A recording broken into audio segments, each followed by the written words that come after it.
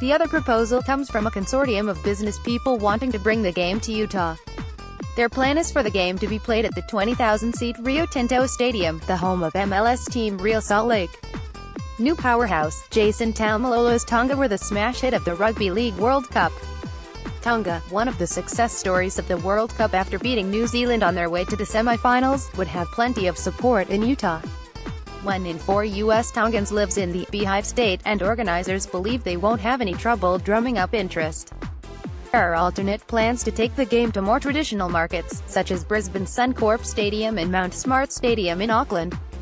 However, secret talks with officials involved in the U.S. proposals have been positive, with their chances likely to improve if the Denver test is deemed a success. The Kangaroos are scheduled to play a match against New Zealand at the end of the year, but Australia coach Mal Meninga is keen to add an additional fixture to the calendar. Qatar has been mooted as a potential destination for an Australia-Tonga clash, but the U.S. could present less logistical issues should officials decide to explore a non-traditional market. Tonga has the potential to become an international powerhouse, but the nation's development has been hindered by a lack of playing opportunities. Tonga will take on fierce rival Samoa at Campbelltown in the Pacific Test during the representative weekend, but there are no other fixtures slated. It makes it difficult for the nation, bolstered by the high-profile defections of Jason Taumalolo, Andrew Fifita, Manu Mau, David Fusachawa and Cociu Taukiaho, to build on the momentum generated during the World Cup. The big thing everyone needs to remember is they don't have a lot to commit to.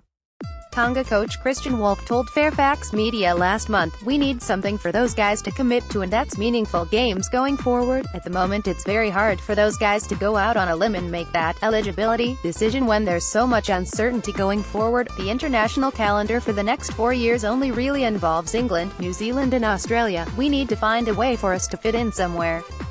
We've obviously had discussions with Australia, and the game everyone would love to see is us playing New Zealand again. Unfortunately, that's not going to happen in 2018. All the discussions for a game have been around Australia.